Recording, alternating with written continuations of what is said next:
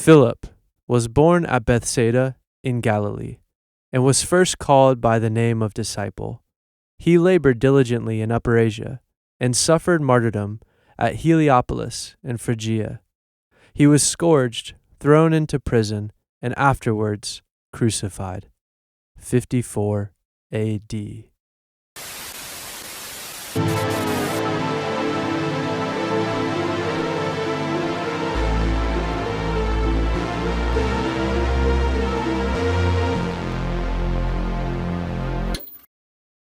Hello again, Paul. Well, hey. It's good to see you. How in the world are you? It's good to see you. I'm pretty good. Have you ever wondered, or have you ever asked the question, or did your mother ever tell you what your name meant? They did. Well, my dad did, actually. Really? Yeah. How young did you know? We were pretty young. Okay, I because want to say like around 10. did he maybe sit 8. you down? No, he wasn't like, son, sit down. This is what your name means. I actually don't remember how that conversation went, but it was like me and my 2 younger siblings were like, we want to know what our names mean. Okay. It was kind of like it just kind of came up. Oh, interesting. Yeah. Just like dinner time, we're just like hanging out on the couch. Yeah, and we're just like, what in the... It's kind of like when you're a kid and you can't remember what your middle name is. Yeah. And like they have to tell you over and over. I don't remember that. Oh, really? I actually remember that vividly. Really? Yeah, someone asked me, like, what's your middle name? I was like, I don't know. I was like, hey, Mom, what's my middle name? You're like frantic. Yeah. What is your middle name? Franklin Thomas. That you have 2 middle names. I actually have 2. Is it hyphenated? Mm-hmm. Why is it hyphenated? I actually don't know. I guess my parents were fans, which is funny because Of Franklin Thomas? No, just a hyphen, I guess. Because me and my younger brother... They should have just called you Hyphen. Hyphen. Paul Hyphen. No, but the symbol. So just... It's just the... Yeah. It looks like my last name. It's just... Your first and last name are hyphenated. That'd be kind of cool, actually. I know. Yeah. And then it would be like, what's your middle name? It's Hyphen. It's hyphen. But just the... Like, it's hyphenated? The way you said that was so German. It's Hyphen. I guess that'd be more Swedish, Nordic. Hyphen. Sure, reader.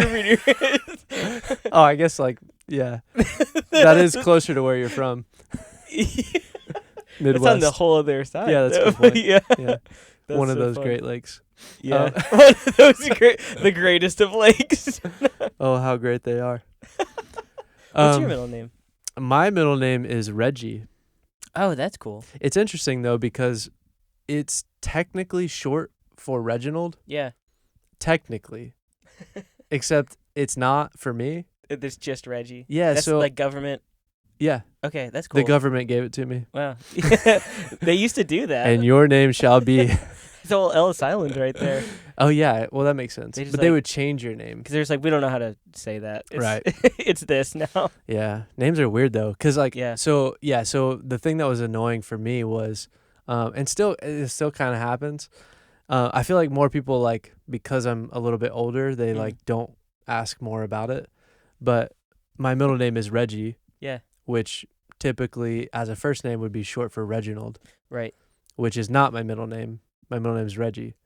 So when people would ask me and I would tell them what my middle name is, they would be like, oh, it's short for Reginald? And I'd be like, no. Why would I shorten my middle name? That's a good point. Why would I just lie to you? My middle name is a nickname. Yeah. Like, I don't, like, why would I do that? That's funny. Yeah. So, like, yeah, I don't know. Why would I do that? I can't even think of it like, what's your middle name? Oh, it's John, short for Johnny. Yeah. Wait, isn't Johnny short for John? I can't even think John's of... like the regular name. Johnny's like the nickname for it. There are a few names. So Johnny. Like, my name is like, all the nicknames are longer than my actual name. Yeah, that makes sense. Yeah, so it's like, it's not short for anything. It's just... Yeah. You wanted to dress it up a little bit. You mean your first name? Yeah, my first name. It should be Pollyanus. That's right. That's the government official. Is it really? No. You know what's funny? So actually, funny story about my name. Is that Greek though? Pollyanus? I think because it's a Latin name, just like Paulus or something. Oh yeah, it is Latin. Yeah. Yeah. But yeah, so it's actually Roman, but that's true. Built in, yeah. But they spoke Latin. Well, yeah, derived from, yeah. Yeah. Getting all technical True. over here. So funny story. That's good. So my parents, so my dad, his name is Franklin Thomas Yulee, Okay. and he was like, I really want a junior. And so it's funny, there's something about certain guys that are like, I want them to have my name. That's a good point. I don't share that. I don't either. But it's funny that my mom didn't either. She's just like, Well, she's not a guy. That's true. She's like, I will not have a little Franklin Jr. running around. That sounds like a TV show. Yeah, Franklin Jr. Yeah.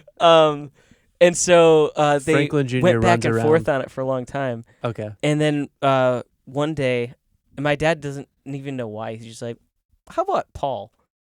Okay. And my mom went, yes. Because she just didn't want it to be Franklin.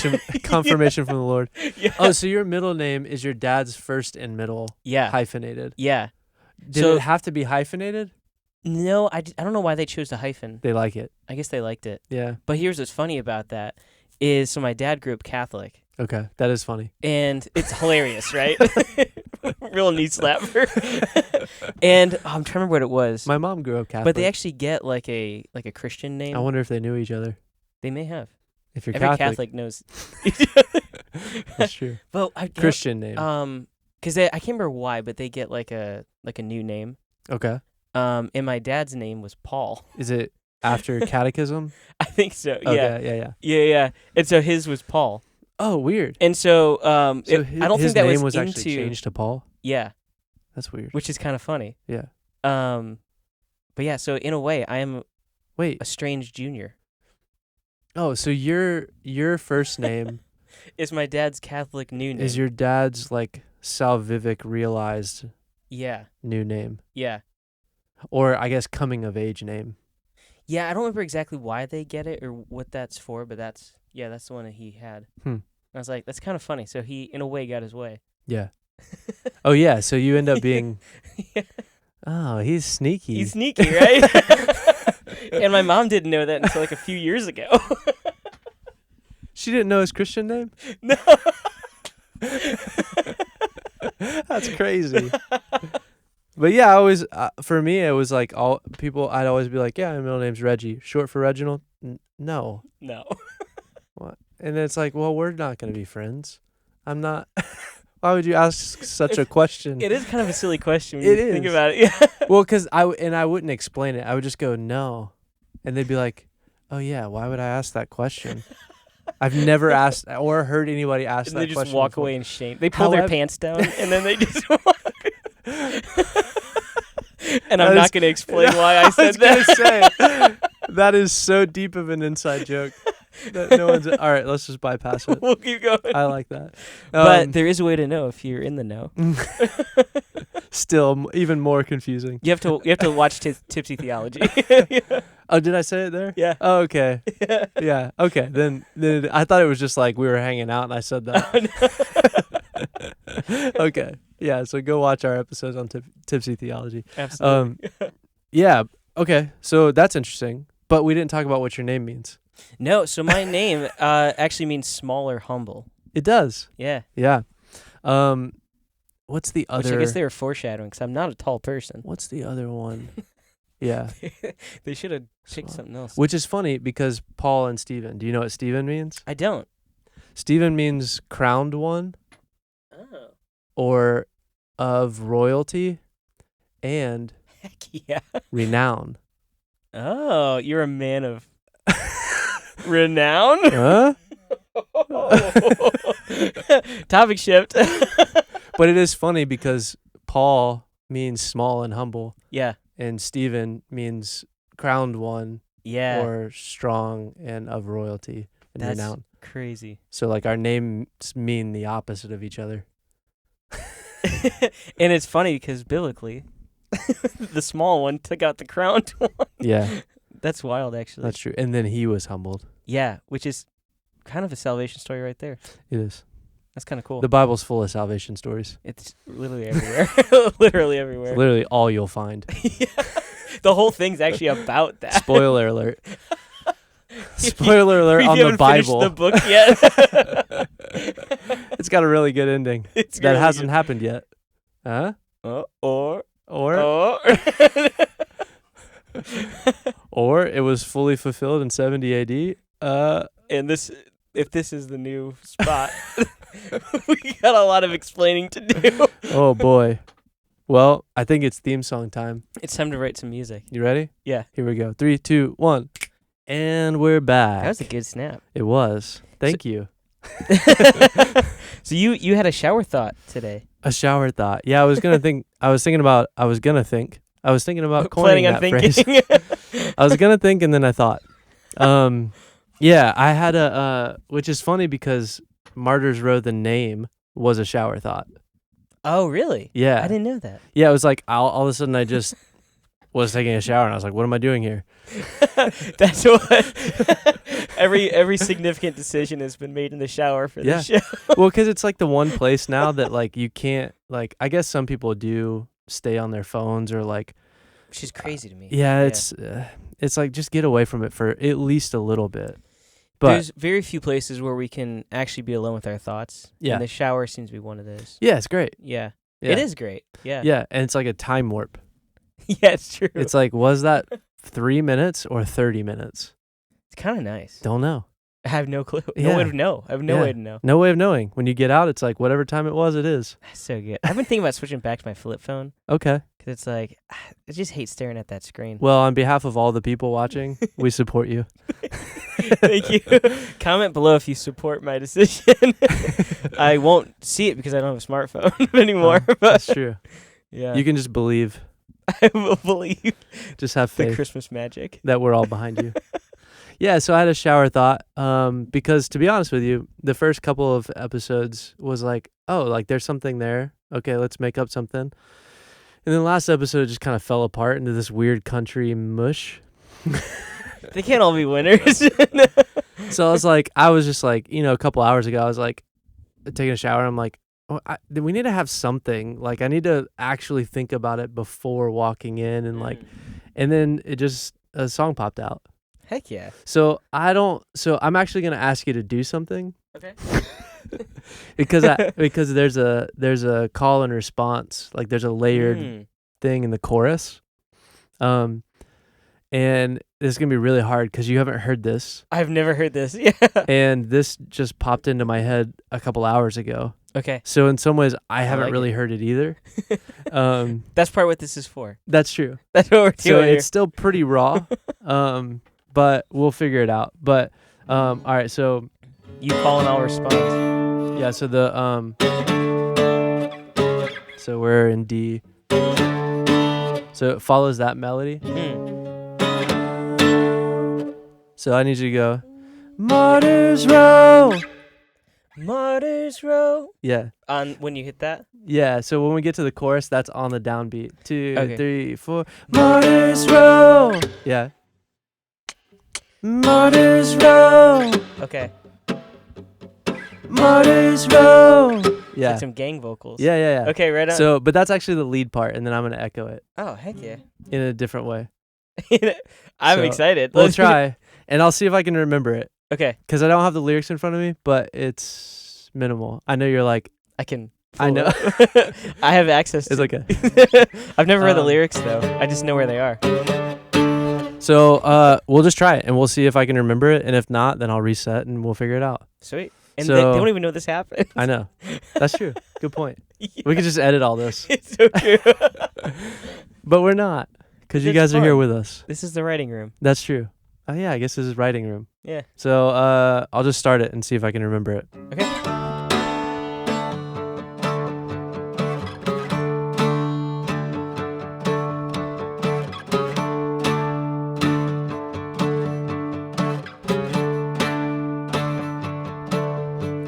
We honor those who came before, who suffered and died for the Lord. For this alone we give up our life, for Christ in Him crucified. We honor those who came before, who suffered and died for the Lord. For this alone we give up our life, for Christ in Him crucified. Here it goes. Martyr's Row.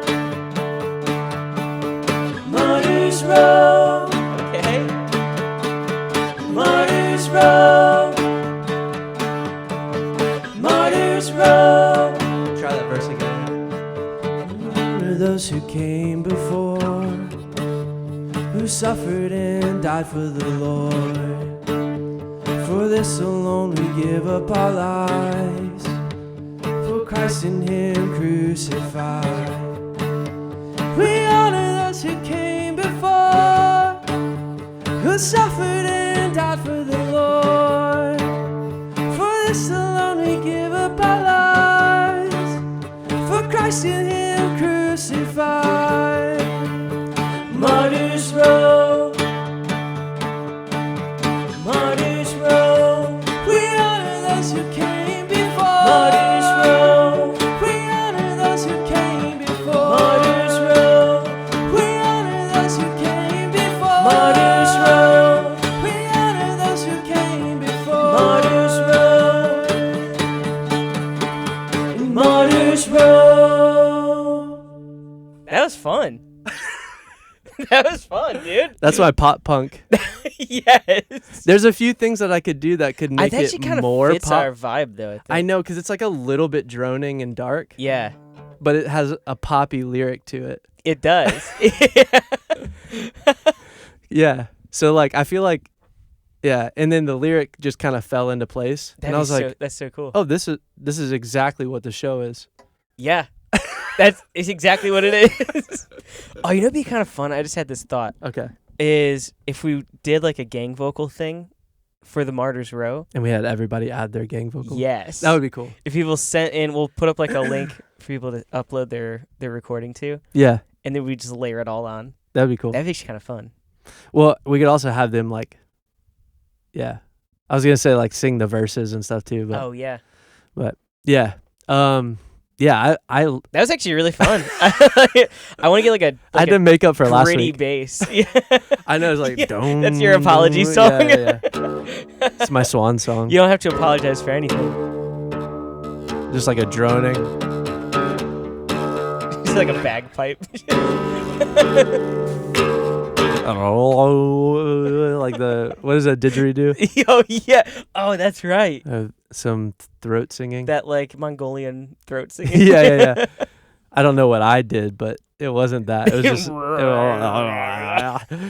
But we should have that. All right. Well, this is significantly shorter than last week too. Yeah, it helps when you come in with something. I know. It's kind of fun. It kind of makes me want to just do this as the thing. I kind of like it. Do you want to do it one more time? Yeah, let's do it again. Yeah. I feel like I want to do maybe something. I can get it a little bit cleaner. Should I like beatbox over it? No. I'll see if I can make the melody a little bit more pop punk. Okay. And we'll just see what happens. You want to try it? Let's do it. Okay, so.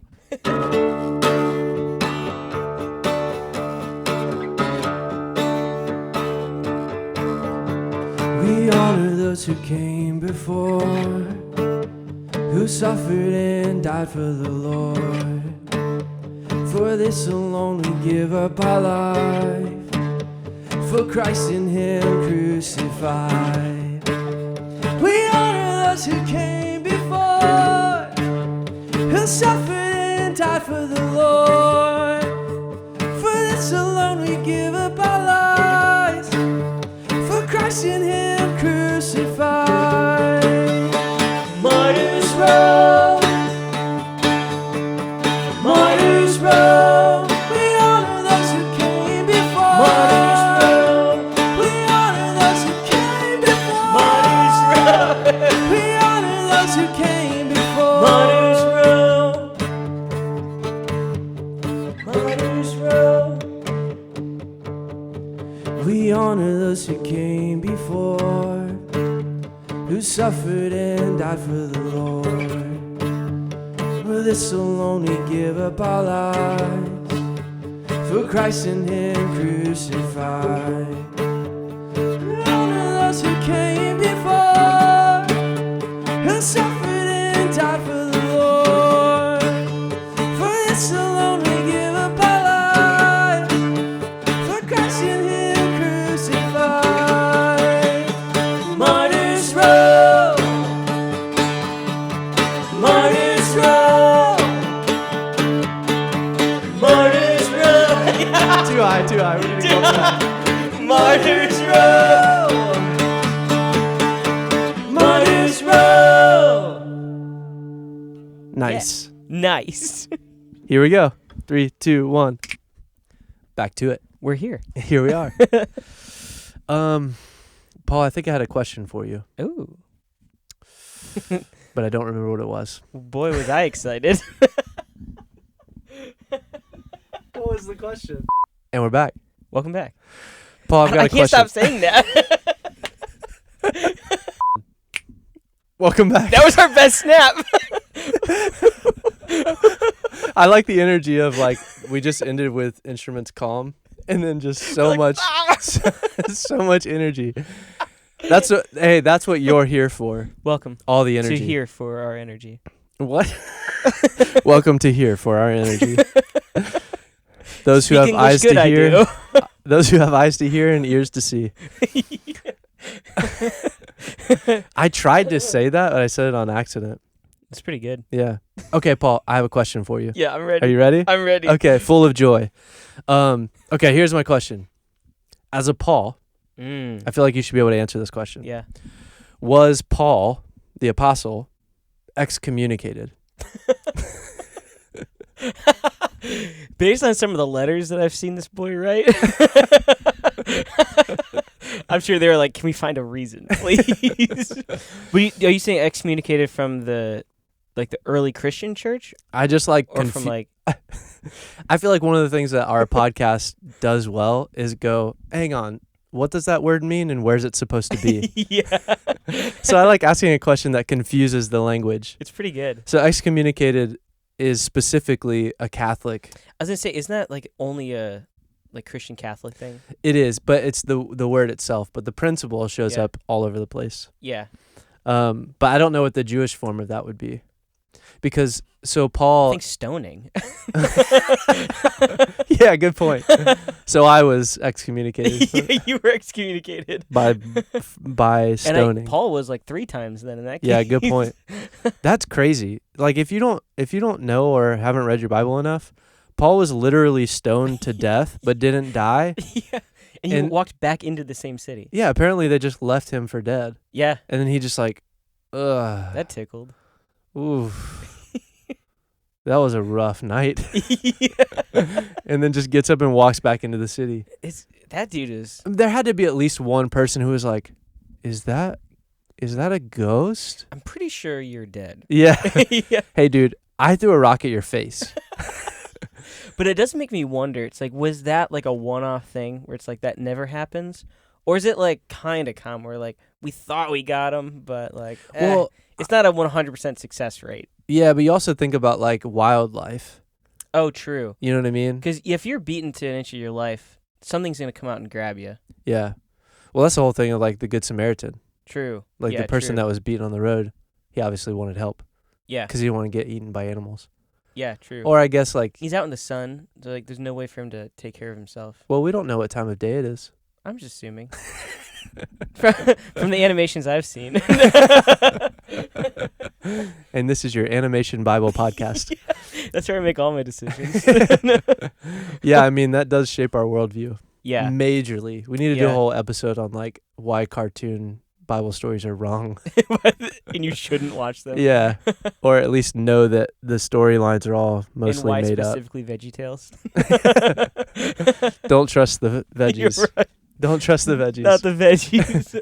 The vegetable stories. So was Paul excommunicated? Well, so that makes me, I guess, ask a question with that, because part of his ministry is he was going from city to city, and he was first going to the temples, right, and reasoning with them there, and then out into the streets. Sure. And so if he was excommunicated, maybe the word didn't spread fast enough. But do you think he would not be allowed back into the temples then? Oh, potentially. My guess would be he probably wasn't allowed into the temple. And that's when he went to Paul. Yeah. Yeah. And because like we see that, like we were talking about this before, but we see that Paul was called Saul. Yeah. And then becomes Paul. Yeah, and that's the interesting thing is because I don't know if you're the same way. I was always under the impression that his name was changed. Yeah. Like, oh, God gave him a new name, or Well, we see like he was given a Simon new become name. Peter. Right. It's characteristic of Jesus to do that. But it's interesting because then when you look through it, there's actually no indication that he was given a new name. Sure. And actually, I believe it was a writing, it might have been, I think it was from Peter, where he says, and Saul, also known as Paul. Yeah. Which is interesting, so it's like, wait, so he has two names? Sure. But also Peter saying that is interesting. Yeah. Yeah. Because Peter, so we don't actually know, I guess technically all the disciples would have studied at the feet of a rabbi. Yeah. Because they all studied with Jesus. But then are they recognized as rabbis? So as students of a rabbi, are the disciples technically recognized as rabbis within the Jewish tradition at the time? I don't think they would be. Well, And there's no indication. Part of it I say is because when they went up to speak in front of leaders, they'd be like, who are these unlearned men? Yeah, that's true. So it's like they made, like, Jesus, it was kind of like watching on YouTube, where it's like, yeah, you have the equivalent of a business degree, but it's YouTube University. Yeah, good point. Yeah, or like golf. I like my only reference is I golf. hope I don't get struck by lightning for calling Jesus YouTube. No, but it's that type of thing. It's like there's a particular, like, I use golf as the example just because like on YouTube it's like there's this whole league of, I think this is within a bunch of sports too, but like there's this whole league of YouTube golfers.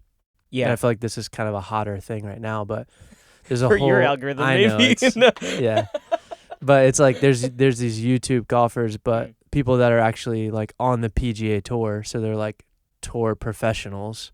Oh, It's a completely different requirement, and they're seen as amateurs because technically they have like amateur cards, like they're not considered pros, but they potentially could beat a pro in a one-on-one match. So it's like there's this interesting thing where it's like there's this society that you have to work your way into based on their rules. Yeah, true. And then there's YouTube where you don't have to do that. You can just be that and build your own market and be like, well, I have more people watching my videos than are watching you on network television. Yeah. And so because of that, I feel like that has happened through history in different ways. But YouTube, I feel like, is a good example. Yeah. Because it has opened up a lot of information and people to things that normally you have to go to school for or be an apprentice for.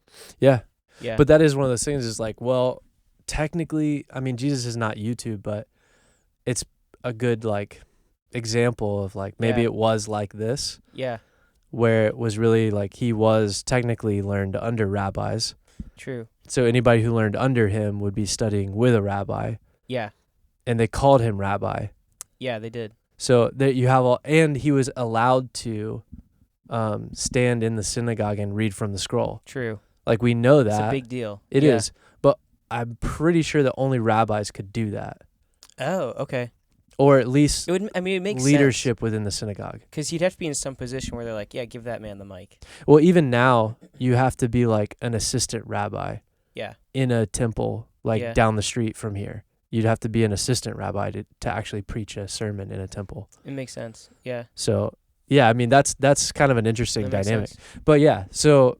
well, it's interesting with the disciples, too, because they were called disciples. Right.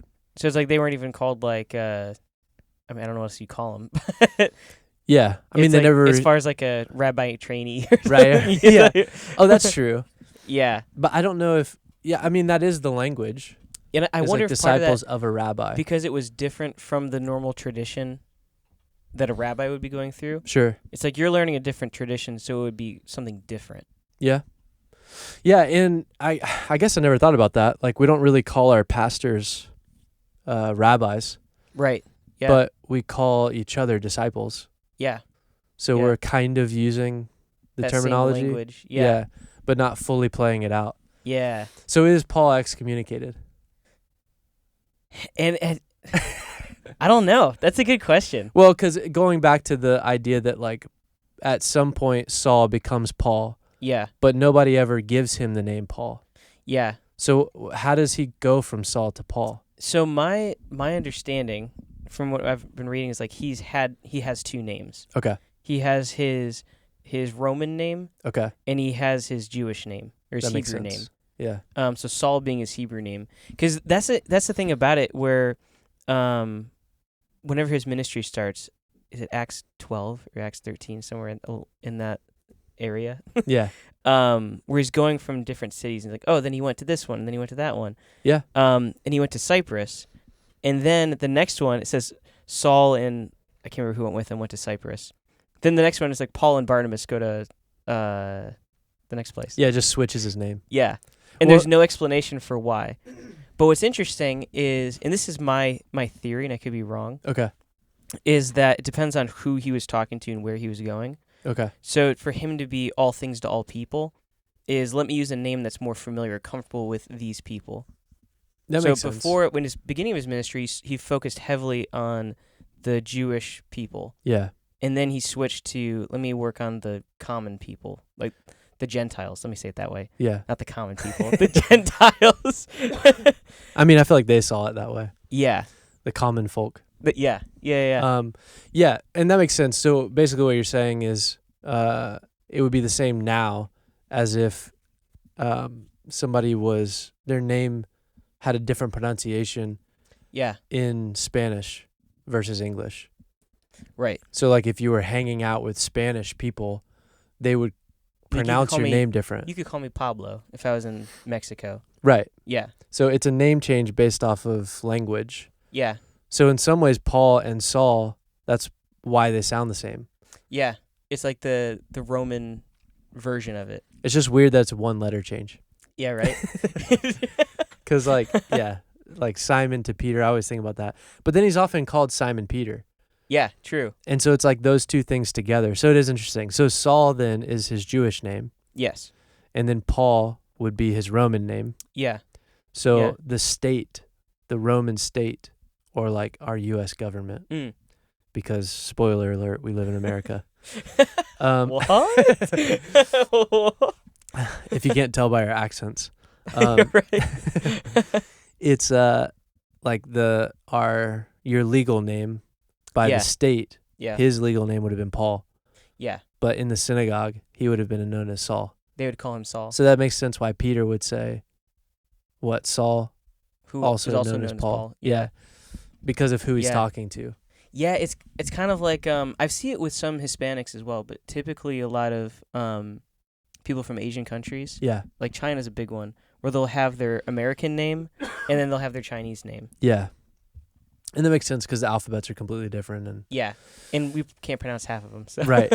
Yeah, but I thought it was funny because like in that idea, it's like kind of like maybe his name was Saul, and then because the Jewish people didn't like what he was doing anymore, he had to rebrand. Yeah. Yeah.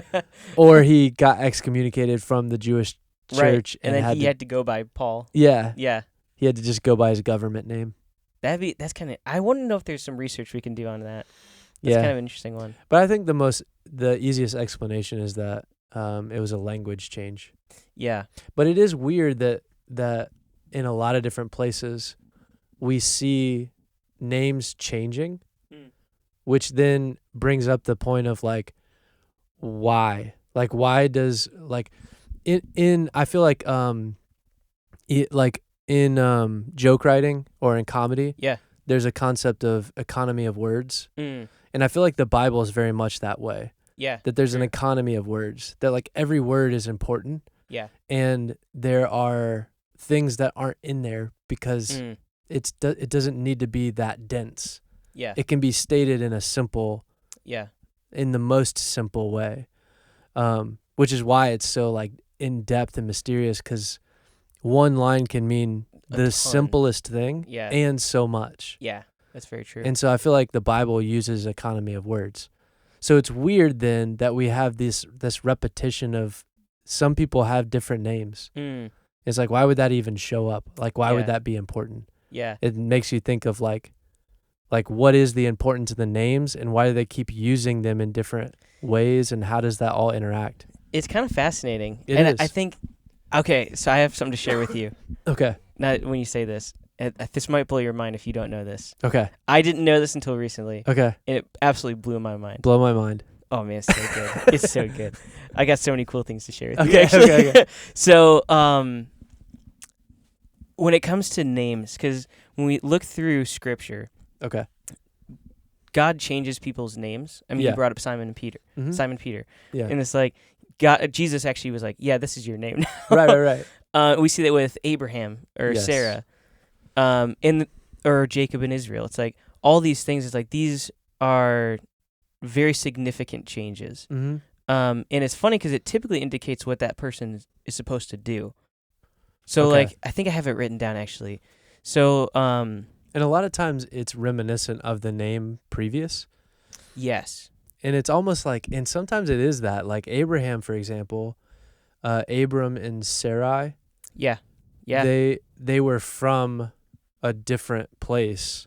right, And then God calls them out, and then they become the father of the faith. yes, And as they become the father of the faith, I believe that they aren't speaking, like their native language wasn't Hebrew. right. So they would have, Because he was out of Mesopotamia. right. So yeah, So they would have come into a new language. yeah. So when their name Yeah. is changing, is God revealing to them a new language, That's or an interesting bringing question. bringing them into a space where a new language exists? Therefore, their names have to change into that new alphabet. Yeah, You know what I mean? yeah. And it's kind of like that's his way of calling them into this new thing as well. Right. So it makes sense. Like this is a huge change for people. Yeah. So like Abram, for example, his name originally meant exalted father, Okay. and then God changes it to Abraham, which means father of a multitude. Oh, that's cool. And it's like that's actually pretty significant too. It is. Yeah, or Jacob and Israel. We know that Israel means he who wrestles with God. Yeah. And it's like, that's cool, especially because that's actually what he did. Yeah. And then we look at the entire history of Israel. They've done nothing but wrestle with God. Yeah. Even now. Yeah, even now. Yeah. And it's like, it's quite significant. And so that got me thinking. Okay. I was like, okay, so we talk about the first 10 generations from Adam to Noah. Okay. And it's like there's a significant amount of things that happen. I was like, we talk about the first 10. Okay. we talk about it all the time. Okay. Well, we've brought them up in the past. Yeah. And on one hand, it's like genealogies are so boring, but Yeah. we've talked about this on like why it's important as far as the bloodlines go.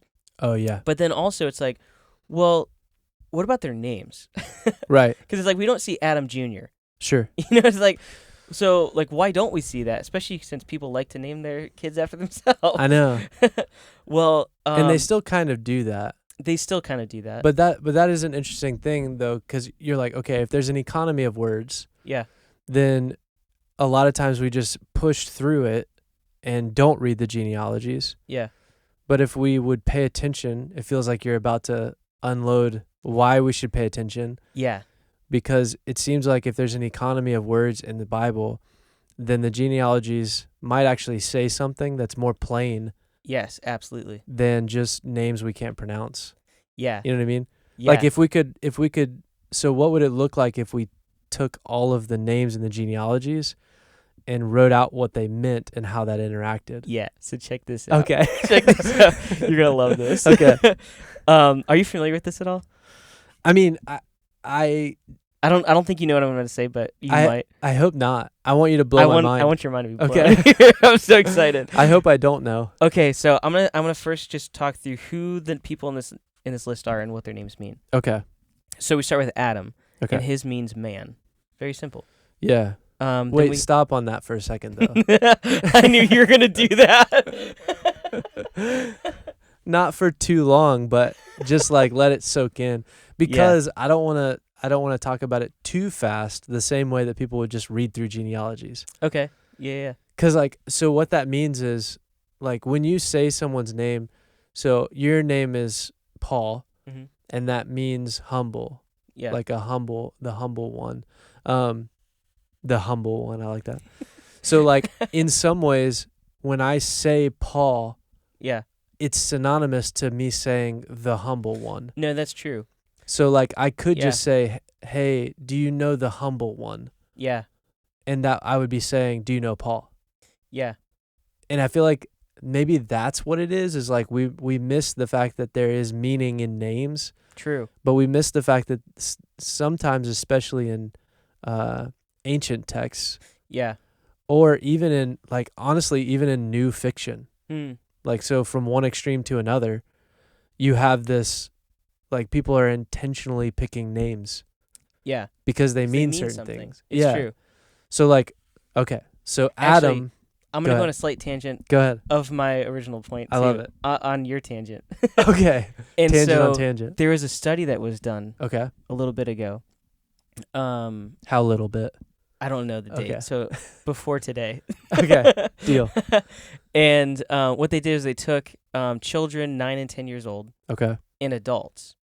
And they put them in the room. They showed them, and they asked them to match names to faces. Oh, okay. And everybody, the children and the adults, all pretty much got it almost everything right. Wow.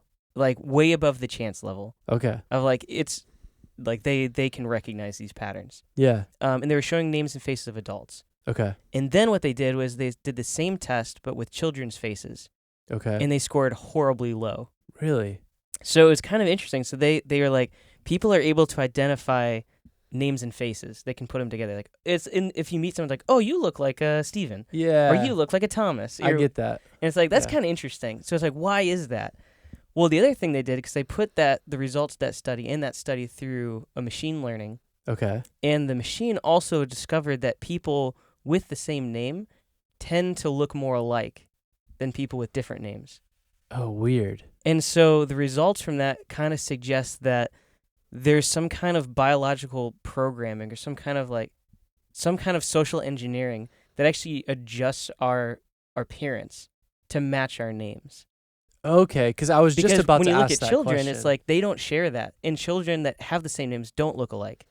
But over time, they develop and their faces like adjust to match. The name itself. So it's almost like the name exists. Yeah. In space, and it has a DNA to it. Yes. And as you age, you move towards that DNA. Isn't that crazy? That is pretty crazy. It makes sense though. But it does make sense. I mean, it's also on a basic level. It's a like nurture every time thing. you say someone's name, like you're speaking something over that person. Right. Like for me, you said like, oh, you're the humble one. You're the royal one. Yeah. The crowned one. Yes, the crowned one. And it's like every time your name is spoken, there's, whether it's known or unknown, like there's a piece of that is getting spoken over you. Yeah, that's a good point. Yeah. Yeah, so like without knowing it, all my life I've been called the crown one. Yeah. So like it just kind of seeps in the meaning of it without me even really thinking about it consciously. There's a subconscious level to it. Yeah, that's interesting. Yeah, well, that makes sense why your dad sat you down when you guys were 10. He's like, listen up. Yeah. You're humble. I want you to know what you're feeling. Yeah. That makes sense, though. It's cool, though, right? It is cool. It's cool. So Adam means... So, yes. So, man. Adam means man. Okay. Which, yeah, if he's the... I don't want to use a Platonic name. if he's the first man... Yes. Then the first man, his name being man... Kind of makes sense. It's also a little bit derivative. It's a little on the nose, right? Well, I guess not derivative because he's the first one. Yeah. There's no one to compare it to. So it's like, it's really just like, man. You know what I mean? Man. Well, and in some ways, it's like when God creates in the Bible, he speaks it into existence. Right. So he says man, and that's Adam. Yeah. You know what I mean? Yeah. Like it's almost like because Adam's name is man, we just understand that God created man. Yeah, true. And man's name is Adam. Yeah. But Adam means man. So man's name is man. Yeah. You know what I mean? Yeah, it's almost a true. species title. It kind of is. Yeah, it's a hierarchy in that. Yeah. But then that breaks down because he has kids with other names. Yeah. It doesn't break down. Well, I won't break it down that far. I just wanted to... I feel like we needed to set it up. It's kind of cool. Yeah. And then so Adam, he has a son, Seth. Okay. But not first. Not first. Not second. First. Okay. We don't actually know when, but probably third. Maybe. Well, we do know how old he was. We do. Yeah. Yeah, he was old. He's like 130, I think. Yeah, he was an old fella. Yeah. So, But we don't actually know. The most interesting thing to me about that is, did he age in the garden? Or did he fully come to age? It's a whole other When topic. I know. Because then you got to bring up the tree of life. I know. Well, that's where Yeah. you'd have to. Yeah. Because we kind of know, like, the next time marker for him is 130. Right. I think it's 130. And it's based on when Seth is born. Yeah, that sounds right. Yeah. I So, know we got like, some interesting markers with that. Yeah. Yeah. But, yeah, Tree of Life, I mean, it must have been. All right, no more rabbit trails. Okay. Let's keep going through the genealogies. So I'll start it over so we don't miss it, because it's a through line here that we got here. Yeah. So Adam means man. Yes. His son Seth, his name means appointed. Okay. And then Seth has a son, Enosh. And Enosh means mortal, frail, or miserable, from the root Enosh, to be incurable. And then we have his son, Kenan, which means sorrow or dirge. And then his son, Mahalalel, means blessed God, from Mahalal for blessed, and El for God. And then he has a son, Jared, which means shall come down. And then his son, Enoch, means commencement or teaching. And then Enoch's son, Methuselah, means his death shall bring, from Muth for death, Shalach for bring or send forth. And then Methuselah he has a son, Lamech, which means despairing, similar to our word for lament or lamentation. And then Lamech's son, Noah, means comfort or rest. Now, in order. Now, this genealogy, yeah, because I want you to read it how it says it. Which, yeah, I'm about to. I see what you're about to do, and you that's see what's really going to happen? cool. But real quick, those genealogies are Genesis 5. Mm-hmm. Yeah, this is Genesis 5:28 through 6:7. And then Matthew 1. Yeah. So these are the genealogies leading up to Jesus. Correct. Going all the way back to Adam. Yeah. And then to God. Yep. So you're like, well, what about Cain and Abel? Not super important right there now. They don't matter, right? They're actually a different episode. Yes. Because there's a reset here in Genesis 5. There is. That resets what the genealogy is. Yeah. Which is why the bloodline's important. Yeah. So tell us their names, but tell the story that their names tell. So their names in order, and the only thing I added here was and this is 1 through 10. Yes. This is the first 10 generations These are just from the Adam. meanings of their names. Yeah. The only thing I did was add some articles in here to make it easier to read. Yeah. So you're basically taking what their names mean into a paragraph. Yes. Only the meanings of their names. Right. So this paragraph that Paul's about to say is just the meanings of their names back to back to back from Adam to Noah through the line of Seth, not through Cain and Abel. Correct. Because you can't get to Noah through Cain. You can't get to anybody through Cain and Abel. Yeah, and Abel. Okay, so this put together says, man is appointed mortal sorrow, but the blessed God shall come down, teaching that his death shall bring the despairing rest. Say that one more time. Isn't that crazy? That's so crazy. Man is appointed mortal sorrow, but the blessed God shall come down, teaching that his death shall bring the despairing rest. That's crazy. Doesn't that give you tingles? Yeah. It gives me the like little chills when I hear it. So what we're saying is that in Genesis 5, yeah, we are given a gospel message through the names of the first 10 generations. Yeah. From Adam through Seth to Noah. Yeah.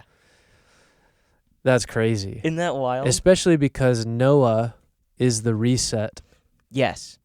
And I think, so going back to this as well, this is the fun, like, little, even further in, where it's like there's so much depth to this. Mm-hmm. Because not only do we have a gospel message through their names, so it's like their names and what they were named is so important. Right.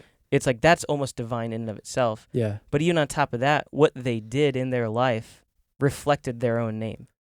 Enoch is a big one. Enoch's whole thing was, let me reteach knowledge. Yeah. Noah's thing was, let me bring rest to the to the bloodline here. Yeah.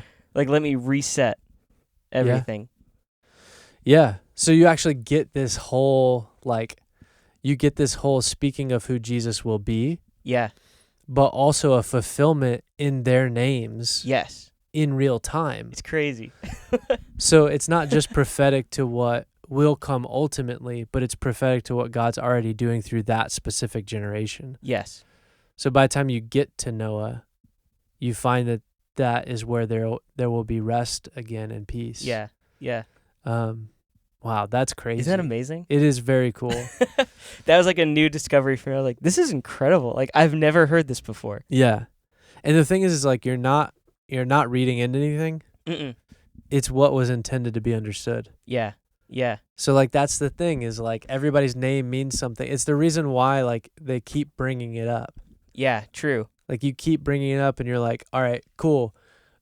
Jacob decides to just stay all night and wrestle with the angel of the Lord. And then he makes it a point to go, oh yeah, well now your name's Israel. Yeah. And it's like, well, why was that in there at all? Yeah. Why does it matter to us that Jacob's name is now Israel? Well, what even does it mean? in the beginning, why was his name Jacob?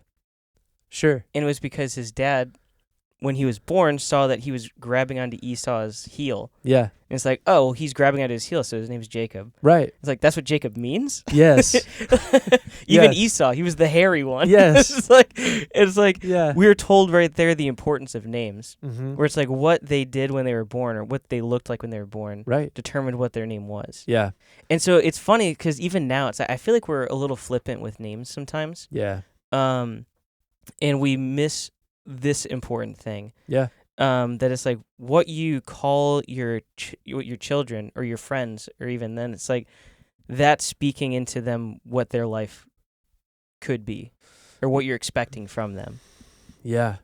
And so you see Jacob, Yeah, yeah. going back to him, it's like before his name is changed, he's always on the heels of Esau, just trying to undermine the things by stealing his birthright. By whatever he does. I can't think of the other one right now. But it's like he's always on the heels of Esau. And then he has this encounter with God, and God says, now your name's different. Yeah. Now this is what you're going to do. Yeah. Yeah. That's, I mean, it's crazy. Because there's so many things, there's so many things like that where it's like, if you, I think here's the tough thing. We always needed everybody to spell stuff out for us. Yes. And so, thank you, Paul, for spelling it out for us. But I think that's why we get lost in the genealogies, is because we're going, it's not spelling it out for us. It actually is in the most simple form. Yeah. There's just a little bit more work to actually look into, like, what do these names mean and what story is it telling? Which, I mean, to be fair, in our culture today, it's like that's not something we really consider. Sure. It's like when I meet someone, like I didn't know that's what your name meant until right now. Oh, yeah. And it's because it's not in our nature to be like, oh, what's your name? That's cool. What does that mean? That's true. It's like we don't even think to care about that. Yeah, and some of that might be like just like the English language. That's true. Like it might be more lost on English speakers. Because like when I hear in translating songs to Spanish, like when you do that, it's like I've talked to people who have translated songs that I've worked on. Yeah. And they're like, well, it kind of means, and they're like trying to paint a picture for you. Yeah. And you're like, okay, like that has so much more life and feeling to it. And English is just so flat. So I feel like that's actually like, and maybe that's like pushing into the root of like a big issue with the American church or the Western church is the flattening and the non-importance of language. Yeah. Because everything is so flattened and simplified. Well, even like our very colorful words that we do have in English, we don't use them. What do you mean by that? Like I'm trying to think of like a good example right now. Well, I guess generation to generation also, like that's what we'll see like a simplification of language. Let me say it that way. Yeah. It's like the words we use are much more simplified in their meaning than some of the words that are actually available to us. Yeah. Yeah, so like a word that would express, like if I were trying to paint a picture for you, I'd have to use way more words in English. Yeah.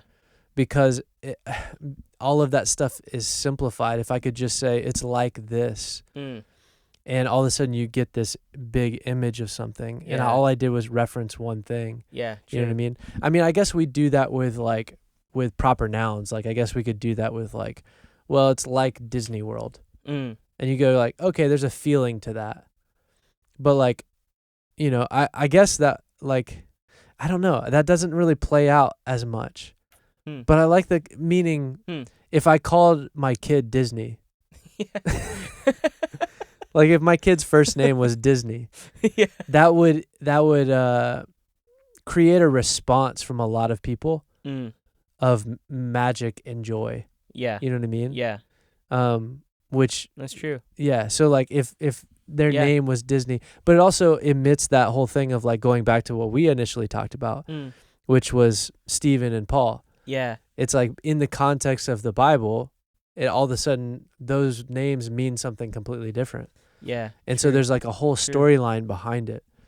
But yeah, I think that's what's cool, even kind of beating a dead horse a little bit here. But it's like even looking at Stephen and Paul's life in their ministry. Yeah. It's like, well, what was his face doing before he was stoned? It's like, his face was shining because of the wisdom that he was speaking from the Lord, from the Holy Spirit. And it's like he was exalted in that way, of like his righteousness was showing. Yes. His glory was showing. You know what I mean? Stephen, watch out, your righteousness is showing. Stephen, cover that up. You know what I mean? It's like he was brought up to this exalted place. Yeah. Because of his faithfulness to the Lord.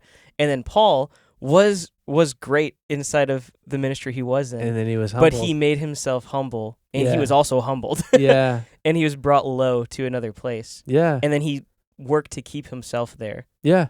And it's like, that's actually really cool. It is, because there's so much to that ties in. It's like you're reading into it. It's like, no, actually we're trying to breathe life back into it. Exactly. Yeah. And like that's the thing, is like the English Bible is it's just so flat a lot of times. And honestly, I think that's why we get bored of it sometimes. Yeah. Yeah. I think so too, because it is that whole thing of like, well, just whatever it says directly on the surface is what it means. It's like, that's true. The Bible is fascinating. And if you just read exactly what it says in flat English, it's like there's a ton of crazy stuff. There's a ton of really interesting things. And then there's also life through who Jesus is and what he did for us. But if we look back into the original language, we look into the pictures painted through the words, we look at it and go, okay, this economy of words, as everything is laid out perfectly in this text, you can see how it all interplays and how one thing plays on the other, and it speaks to what is to come as well as what just happened, and it all interlocks. That's why, like, even if you read Genesis in Hebrew, all the words kind of play off of each other. So there's a big thing in Hebrew where an opposite word has characters of the other word in it. So it sounds like it's an opposite of the word that comes before it. Oh, that's cool. So there's this interplay of the Hebrew language that has this movement to it where it's like this thing is the opposite and it mirrors it in this interesting way. So these words that are opposites kind of sound similar but backwards. And there's this movement that happens as you read Hebrew that paints this picture that, like, when we just read, like, in the beginning was the word. Yeah. It's like, well, if I say it, if James Earl Jones says it, it sounds really cool. Now it's amazing. Yeah. But if I just say, in the beginning was the word. You're like, oh boy. Yeah, it's like, what are we about to... What's for the potluck after church? Yeah, so it's like, I don't know. There is all this stuff in it. But I think one of the things that I love about this concept is that that simple idea, even from that study, of going like, when you say someone's name, you're actually speaking something over them. Yeah. And it might actually help you to know what your name means. I think it's true. Yeah. And change it if you should. Everyone, just go to the courthouse, get your name changed, something cool. You actually can do that. Everyone's just going to pick Steven. But well, if they're smart, they'll pick Paul. Let's go. Yeah, if they're humble. Like, I want to be the exalted one. Yeah. I'm going to change my name right after this. You can't give yourself the name Steven. It has to be given to you. Now you're putting a gatekeeping Steven now. Just gaslighting everybody. Stolen valor if it's chosen. But did you ever have friends, like I had a friend growing up who was a good childhood friend, and then as we, I think after he turned 18, he always went, his parents always called him by his middle name, and then when he turned 18, he swapped it, and he like made everybody call him what his first name was. Oh, okay. And yeah, I know people like that. Yeah. You do? Mm-hmm. And I was always like, why are you putting this on me? But also, I could. It's a lot for me to work with. Like it was for him, it was an intentional life switch. Yeah. Like he was being a different person.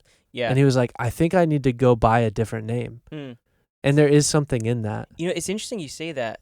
Bringing it back to the Bible too. Let's for do that it. Example is like we look at Sarai and Sarah. Mm-hmm. Her name change. The meaning of her name is actually the same. I believe it means princess. Okay. And it's the same. Both spellings or both versions of that name. Yeah. But I think what's important about it is this was a new chapter in her life that was the Lord had spoken into. Okay. And it's like even though your name means the same thing, you still have the same calling. We're gonna turn the page. You're onto a new chapter now. That's cool. And I think that's kind of the same thing you're getting at here. Yeah. Is like, yeah, this was his name was always that. Right. But it was just like now I want to be called that. Because I want to open up this new chapter of my life. Yeah. And I want to enter it with this calling. Right. So what's your middle name again? Franklin Thomas. And actually, I don't know what Franklin means, actually. I used to know that. Do you know what Thomas means? It means twin. Oh, interesting. Yeah. It doesn't mean doubting one?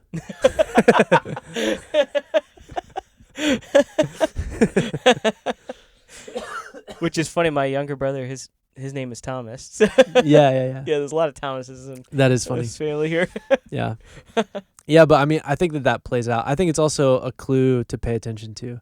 Yeah. Like, I'm not a huge fan of, like, so speaking to this just for a second, like, the Bible is full of a bunch of clues to things. But sometimes it's not a clue to the thing you think it is. And I think what happens is, like, I think you can get really caught up in peripheral things. And I think that's one of the things, even talking about this, it's like maybe the Bible is not necessarily trying to say something subconsciously through what every word means. Yeah.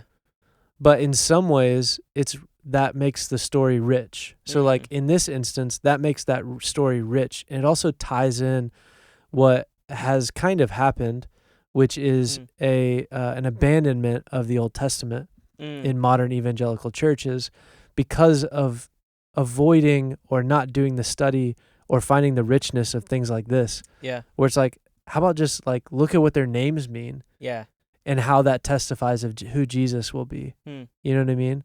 Or maybe it opens up this richness in Genesis 5 of God's redemptive story already happening. And you kind of go like, well, that must be important.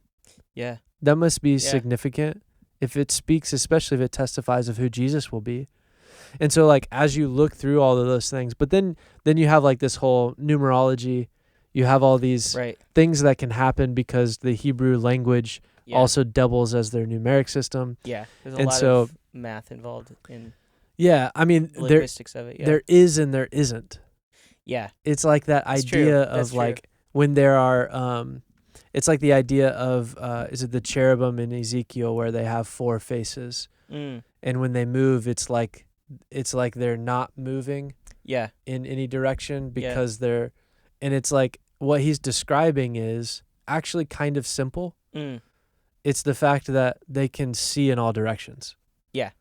That's all it's describing. He's using very fantastic language to say that. Yeah, it's like, how do I describe that there's a being that when they move, they can see in all directions at once? That they have 4 faces. Yeah. That doesn't mean that they don't literally have 4 faces. Because they could literally have that. Yeah. Yeah. But it does mean that like he's trying to express something that is actually kind of simple. Yeah, true. Like they very well could have had 4 faces. They very well could have currently 4 faces. and again, that's probably a completely different episode of like looking into another true. dimensional space or another, another Yeah. another layer or into the spiritual, and not being able to perceive it the way it's actually like watching. It's like and most likely Ezekiel is basically just he's watching a 3D movie without 3D glasses. Yeah. So he's like, my eyes can't really comprehend what's happening. It's hard to focus on this. Yeah. And so what he's seeing looks like, like there are those things that they're offset, and then if you spin them really fast, they create an image. It's like he's seeing it not being spun. And it's like disorienting. Yeah. And so this is what it is, but it's actually humming or buzzing at a certain rate. So like if I could see it, then it would with the right eyes, then it would make sense. And it is a different being. Yeah. But it's that type of thing. It's like the language of it and what he's actually saying. He's trying to describe something. And I think that the Bible is trying to, and the writers of the Old Testament even are intentionally writing specific things to tell us something with an economy of words. They're not trying to lay everything out for us. Yeah. It's the reason why it doesn't say, and then there's Adam. Adam means man. Yeah. And then Seth. And Seth means, it's like, it's not, they're not going to say this means that, because when they're talking to the original listener, they already know what it means. Yeah. They would already have that understanding. Yeah. Yeah. It's like my oldest son all the time will be like, I already know that. You don't have to tell me that anymore. It's like, this is the first time I've told you this. It's just like he learned a new phrase or something, but it's like, he's like, I get it. Yeah. He's like, I get it. Stop telling me this. And that's like, that happens a lot in the scripture where it's like, oh, I'm just not going to tell you this because you already know what I'm talking about. Yeah. And that happens all the way through. And we see that in the book of Esther. Where it says, this is already written about in the book of Kings. So you just go look that up. Yeah. And it happens in Chronicles too. Yeah, that's right. Like it happens all the way through where it's like it's referencing all these other things. Yeah, it's like this is already written down. Just go read that thing. Yeah. I'll keep moving on. Yeah. But I love that idea though of names, that like what you're like, that you grow into what you're being called. Yeah. Yeah. And I think with what you're saying is the wrong message to take from this is that you're supposed to do whatever your name means. Yeah.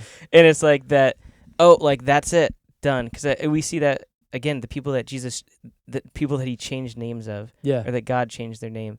It's like he said, "No, that's not your calling. Right? This is your calling." Yeah. And I think that's the important thing when we do look at it. It's like our names are important. Yeah. Because they do influence us. They influence how we look. Yeah. They influence how we act. Yeah. How people treat us, like all those things, whether they're subconscious or conscious. But for us to put our stake, everything that we are, into what our name means, and that's what we're supposed to do. Well, now we're just creating a new zodiac, essentially. And it's like, and that's not the right message to take out of it. But I think the right message to take is your name does mean something, and it does impact you. Right. And we should be aware of what that means and what we should do about it. Yeah. I mean, take Israel, for example. Israel means what? To wrestle with God. To wrestle with God. Yeah. So Israel could either choose to go, well, that's what my name means, so that's what I'm going to continue to do. Or they could receive the salvation that comes from Jesus. Yeah. And step into a new reality. Yeah. And no longer be just Jewish under the law, but be redeemed from the law and step into being a Christian or a Messianic Jew. Yeah. And there's new titles to that. There's new names to that for a reason. And that all lays in perfectly. Yeah, that's cool. I like that.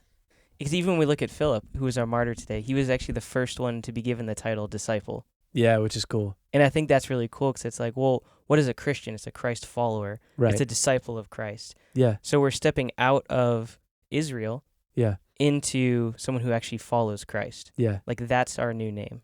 Yeah. Yeah, in some ways, Israel's new name was to be Christian. Yeah. And to all the Christians out there, they're really loving themselves right now. I know. Yeah, I love that. That's cool. That is cool. I like it. So it was fun. It was. It's a fun little journey we went on. It was. Hopefully it was simple and you didn't get lost along the way. But I hope it also gets you excited to read genealogies in a new way. Yeah. And I think maybe a little bit at a time. Yeah, because they're still kind of boring. Yeah. I mean, No, they're not. It's okay. It's okay. Well, I mean, there's a lot going on there. But I think that's the important thing, and I think is one of the things that we're doing here is let's open this up a little bit more. You said it's the economy of words. Like everything means something in the Bible. Yeah. And sometimes there's those things that are like, this is so boring. Why did they put this in here? Right. And instead of being like, why did they put this in here? We just go, eh. Yeah. But I think, and that's the question that I had going into this is like, let's really dive into like, why is this here? Yeah. Yeah. Why is this important? Yeah. Yeah. And I think it's also like, it's a good way to constantly be talking about God.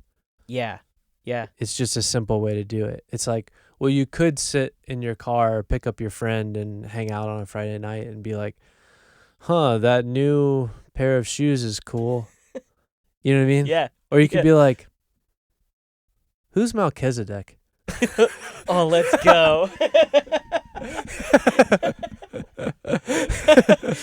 Which is funny because to us that's like the greatest Friday night. I know. And to some other people are like, oh my gosh. I know. Let's dig into it. That sounds like the best night ever. Yeah. Yeah, and to those that might listen and be like, this is too much of this is bad or whatever. It's like anything that ultimately testifies of who Jesus is not bad. Yeah. And should push you in. Yeah. It should push you closer. So yeah, I think I think this whole thing is really interesting. And also the genealogies are a little heavy, but maybe start out and stick them out a little bit longer than you did last time. And then maybe just look them up one by one and then skip them. And then when you come back to it the next year, then look up a few more. Because I think that they're all trying to say something, and the names are there for a couple of reasons, really. Yeah. But one of the things that they're doing is they're telling a story by what the people's names actually mean. Mm-hmm. So that's cool, man. Cool. Yeah. And I think, the coolest thing about that is when we look at the Bible, what makes it so interesting is that the gospel story, the story that it's ultimately telling, is just embedded everywhere. Yeah. Going back to St. Augustine, all truth is God's truth. Yeah. And everything points back to him and the message of why he's here. Yeah. And that's the beauty of the 66 books of the Bible that we have. Yeah. Everything points to who he is and what he's done. Right. Yeah. And what he will do. Yeah. So, read your genealogies, kid. That's your homework. Comment below what your favorite Bible name is. Yeah. And what it means. Yeah. And then the other thing from Dr. Michael Heiser is if it's in the Bible and it's weird, it's probably important. So good. So if you are like having a hard time reading a name, don't be like, who cares about this person? Figure out what it is. Or like, that's a weird name. Nimrod? What does that what mean? What a Nimrod.